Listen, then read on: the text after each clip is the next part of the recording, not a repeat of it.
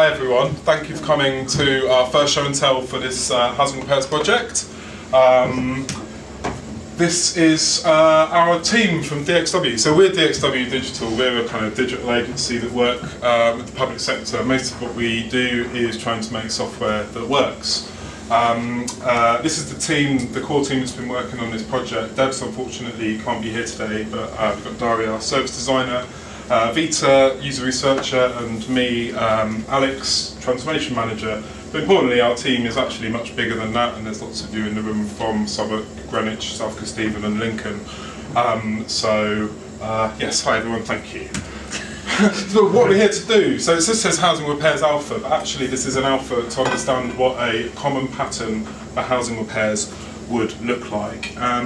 We've set ourselves a couple of guiding stars for this work. So during inception, right at the start of the project, we defined what the vision for residents should be and also what the vision for the organisations are. So the vision for the residents overall, and we're not going to fix this in this phase, but the thing that we're aiming for is if I need a repair in my home or a communal area, I can easily and confidently find information about how to resolve my issue, request and book a repair, and understand what will happen and by when. Slightly different slant on that from the organisation side. So if a resident needs a repair in their home or communal area, the correct diagnosis can be easily made so the right people with the right tools can fix the problem in the right timescale. Hopefully that chimes with us all in here. If not, there's plenty of time for questions at the end of the show and tell. We'll kind of go through our presentation, but if you do have things you want to ask us at the end.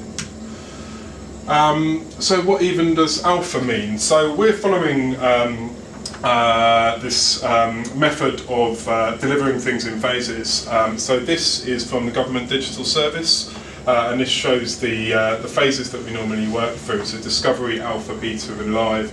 Discovery is about digging into the problem space, understanding what the user needs actually are, if there is likely to be a solution in an area, getting under the skin of that problem. In this work, discovery was undertaken last year, and so what we're doing is we're coming in at this alpha point where we are building prototypes and testing different ideas and approaches for how we can help to meet the user needs that were discovered in discovery, and also testing the riskiest assumptions.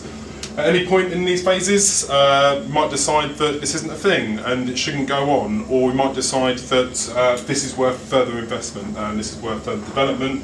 And so at the end of alpha, there'll be a decision as to whether to go into beta, and that's when you're really putting stuff out to your users and continually improving the product based on that.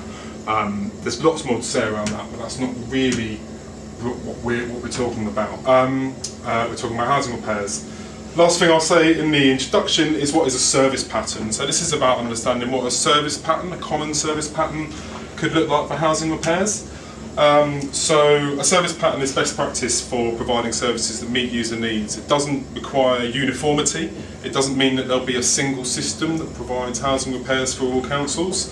Some councils could adopt all or part of a pattern, and if a council has a digital development team, then it'd be easy to kind of adopt parts of a pattern and say, this is something that we should use in our service. It may be that existing suppliers also adopt the pattern. That would be a good result because that ends up in better meeting user needs.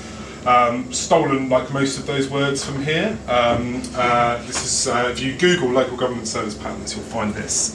And here's a really good example of a service pattern. So this is a pattern for applying for an older person's bus pass. On the left-hand side here, you've got kind of the stages that the user goes through on that journey. And under each of those stages, there's a pattern for policy, a pattern for research, a pattern for design, a pattern for code. And this is kind of highlighting the different points that are part of that pattern. So any council that's looking into designing or transforming service for older person's bus pass can benefit from the research that's already been done. So back to discovery and housing repairs. So we're talking about a common pattern for housing repairs. In discovery, sort of 8 different components of a pattern were identified for the housing repairs journey, from the point of reporting to the point of paying for the thing and reconciling it. Report, diagnose, appoint, log, schedule, complete, stock and finance. We're concerned with the bit I've drawn a box around here in alpha.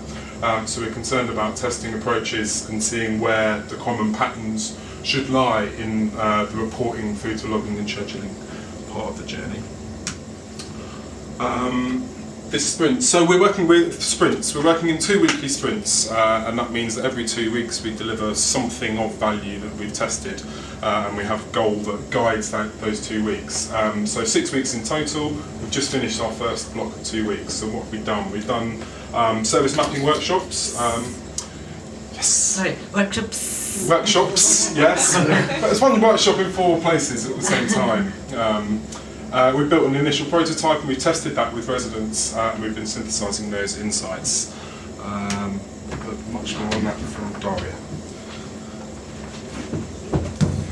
So hi, I'm Daria. I'm a service designer on this project.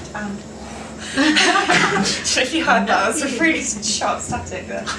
So I wanted to tell you a little bit about how we decided what we wanted to focus on for our prototype. And so as some of you probably know in this room, Southwark and Lincoln were part of this work in discovery, and for those councils, leaks and heating were the most commonly reported repairs. For Greenwich and South Kesteven, who have joined for Alpha, it's plumbing. And the point I want to make here is that it's a bit of a language thing where we've noticed already that councils and residents all use different words to talk about the same thing. We're starting to spot some of that even among the councils. So leaks and heating, both of those could be plumbing, and so it's a kind of interesting space. And we decided to focus on water where it shouldn't be as our initial problem to explore through the repairs reporting process.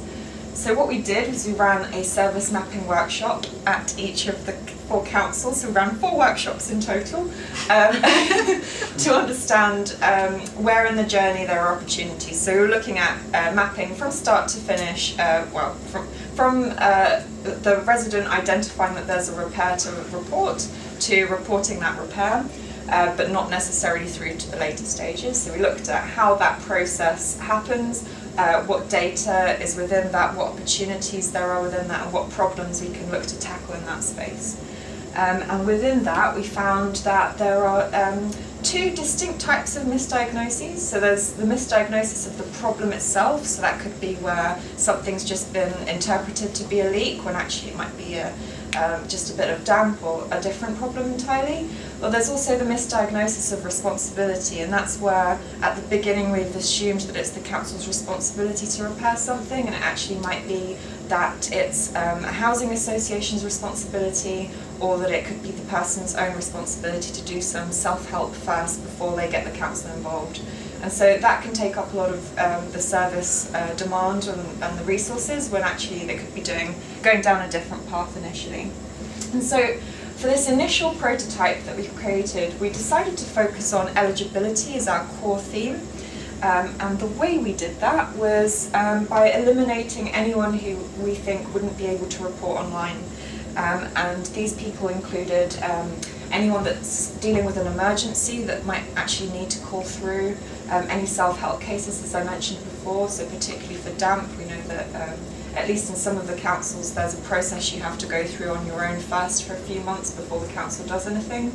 Anyone who's following up an already reported repair, they might not be the right candidates to go through this service. And also complex ongoing issues where there are all sorts of problematic things that could be happening there that are either partly due to, again, misdiagnosis, or whether it's that the repair wasn't done properly the first time round, or a number of other things that could have happened as to why that's ongoing. So we made assumptions as we built this prototype.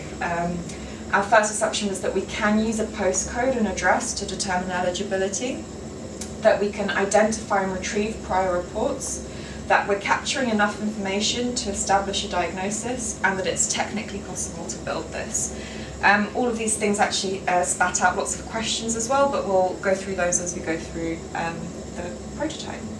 So here is the prototype, and I'm just going to sit down and run through that and show you what it looks like. So we created it quite quickly, and the way we were able to do this was because we used the GovUK prototyping kit.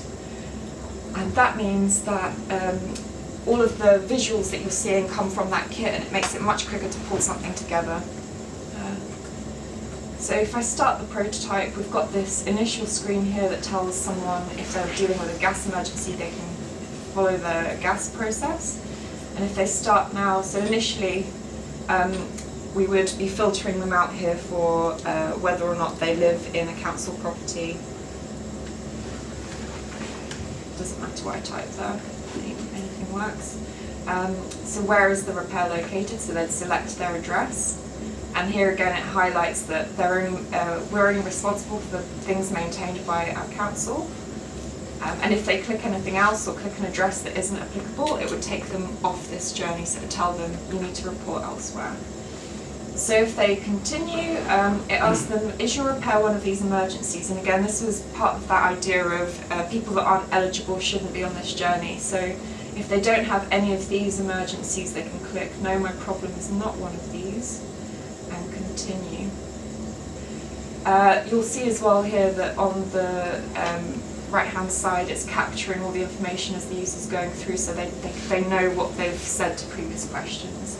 So they haven't reported this problem before, because if they had, again, it would pull them off this journey. Where is the problem located? So we'll say it's in the kitchen, and we'll just assume they've got a leak, some damp or mould. All these other journeys also exist, some of them, but I won't go through all of them for sort of time purposes. So is your problem damp or mould? At this stage they might not be sure. We had some users that Vitor told you confused by this, but there's a reason. So depending on what they say, if it's damp, they're given their steps that they have to do, and they're given a date by which they need to act on this, by which they should have solved their problem using the steps, and then they can act again, so they can contact us again and book their actual repair. But in the meantime, we're just going to go through with them to the end of that repairs reporting journey to make sure that they know that it's been logged. So let's just say they've got external pipes. And so at this stage then we're asking them for much more details about their problem. So the size and location, the source, how long they've been experiencing it, all of this is still being captured on the side.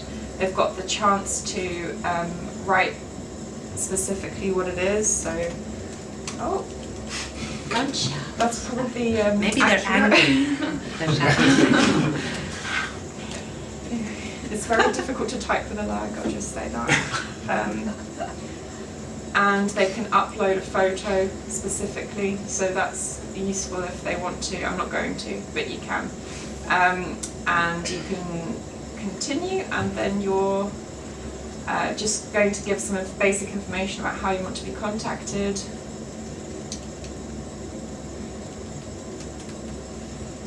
And they can select whatever they prefer there, and then confirm their report, and they receive this. So now I'm going to go back. Oh, it's this one.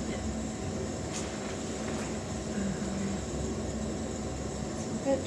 There we go. Okay. So, just give it time. We're sticking to half an hour for this thing. So I'm going to talk you through. So the prototype that you saw was kind of, before we went out and talked to people.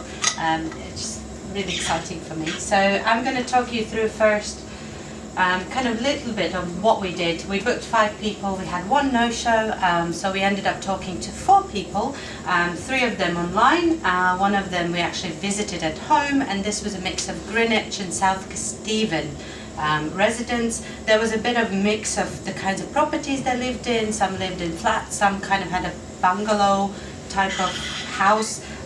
Also kind of pre-screened for existing experience already with things around leak, damp, mold, water, those kind of ambiguous things that they told us about. And also there's a bit of different age and so on and so on. So we did all those things. And the way we ran the sessions, we got a bit of contextual stuff to find out a bit more about them, and then talked about the most recent issue that they had been dealing with. And then we presented them with some hypothetical scenarios as well, which was, one of them was kind of a burst pipe, a picture, it's not on here, and we didn't do that one if they had described it already as a real thing.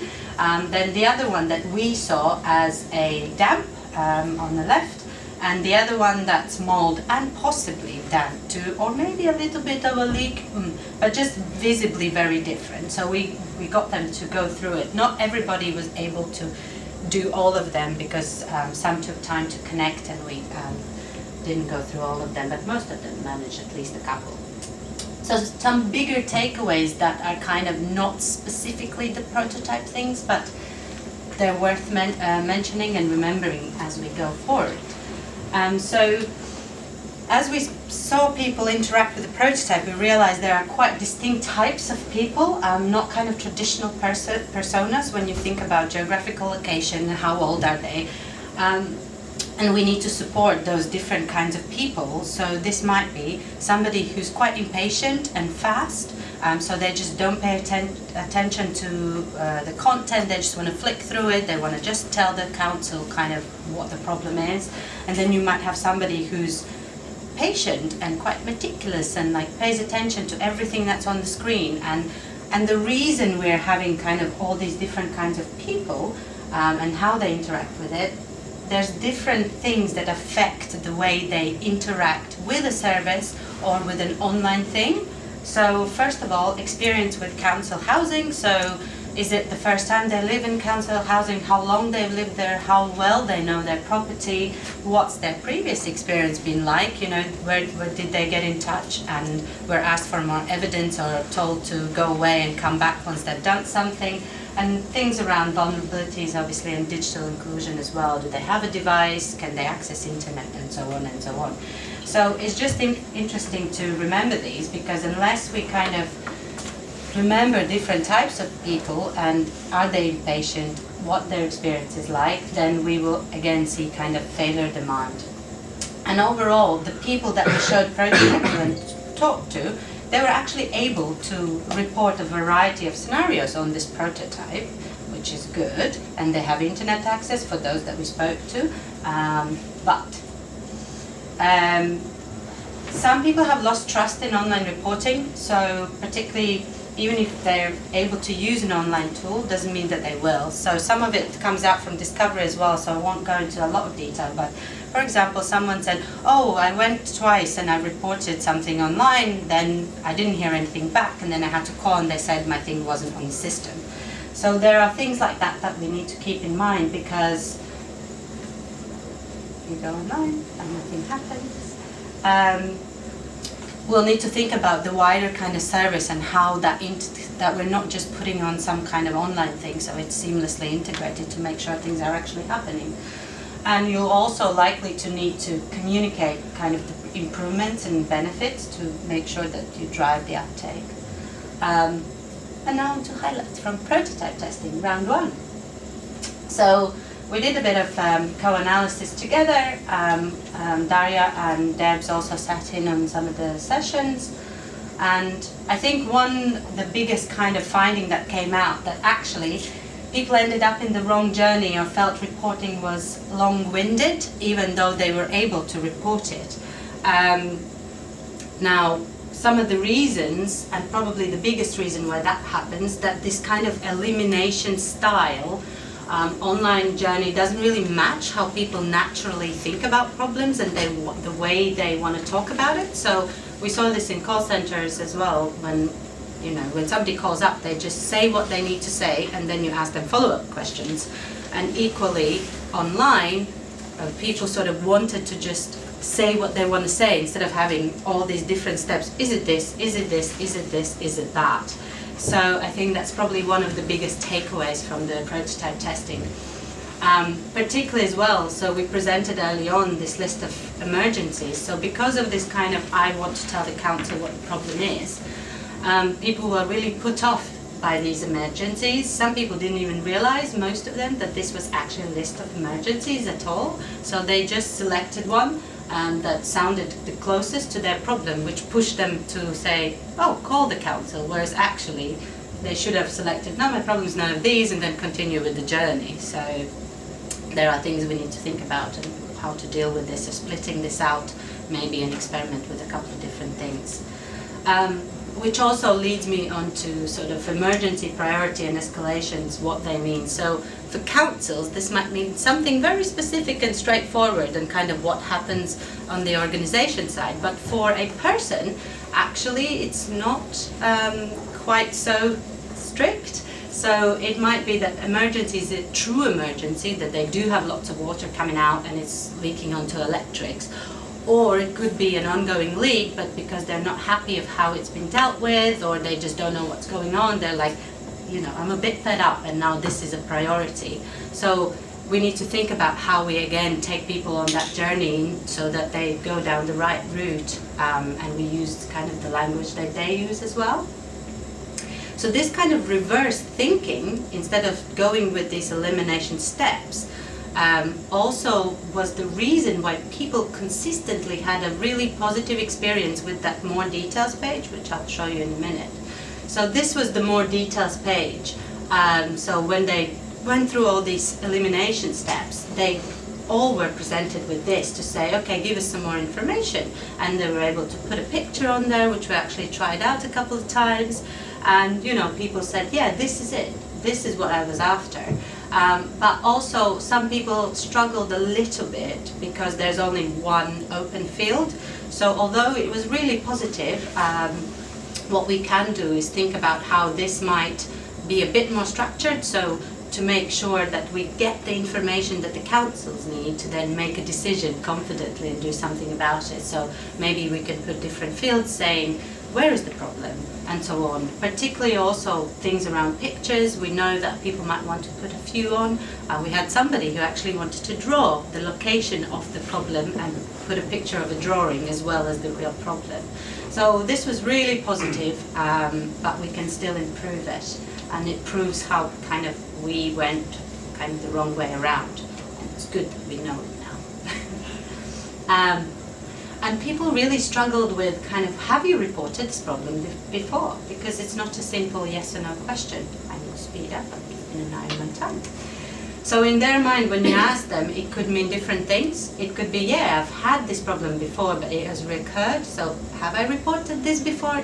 Yes and no, because it was something similar ages ago, and now it has come back, so I think it's kind of the same. Or you have just told the council about it, but then haven't heard back, and now maybe it's even turned into emergency and you just need to get in touch with them. So maybe I have reported it, or it's I've never told the council about it and it's the first time this has happened. So there's at least 3 kind of different things that are going through people's heads when we ask them that question. So yeah, we need to really support these kind of options in an online service and across other channels. So making sure we kind of ask people the right kinds of questions in their own language and push them down into the right route. And it might mean that if you do something online that you will start with sort of brand new repairs only to begin with. And again, this language around damp, mold, leak, drip, it's really hard for people. They get tripped up on this bit without kind of even adding the complexity to it. So an example is when we gave them these options, what is the problem? They struggle to select one right option. For example, somebody described the problem when we showed them the picture. Oh, my shower leaks all over my floor, and then it comes into my kitchen cupboards from a real scenario, which really happened. So what do you select? Do you select cupboards? Do you select leak, drip? What do you select? So we need to think about how we address that too. But we can help describe it, people to select the kind of, to really describe the problem and almost self-diagnose by asking a set of standardized questions and maybe kind of exploratory, that's the wrong word, a set of images to show them what's what. So this is what damp is, this is what leak is, this is the kind of things we are talking about. And the standardized questions, sorry, I'm struggling with English. So the standardized questions came from also the workshops. When we started asking agents, how they actually diagnose this, we really uncovered already some really kind of standardized bits that they ask in different kind of language that is not in the procedure or the policy, that helps to understand and helps the people give you the right kind of information to know what it is. Those are the biggest takeaways. We had some other ones, but I won't be going over those. 35 minutes. That's 35 minutes since we started this as well, so I think we're well on time. Thanks, Peter. So that's most of what we've done in the last 2 weeks. So there's opportunity to ask questions and discuss more after this. So what are we going to do next? Well, the thing we're going to do next is we're going to plan what we're going to do next. So tomorrow morning we're holding sprint planning, where we will prioritise what happens over the next 2 weeks, and as a team decide on which challenges we're going to take on, and what things we're going to design and build. Things that we know we want to do are to design and build a prototype for booking or repair from the internal user's view. So if there's going to be a common pattern for housing repairs, we need to know what residents find easy to use, but we also need to know what information do authorities need, how do they need it, where does it need to go. So that's from the internal user's view. So forward to that, and we're also going to start a technical discovery to understand how data can and should flow. This will be understanding what's the minimum amount of information that would need to move from one place to another place in order to make the journey of reporting and booking a repair as seamless as possible, and can a pattern form around that. So those are the two big chewy challenges we want to take on, but like I say, sprint planning tomorrow where we'll plan the detail. That's all from us, so thank you.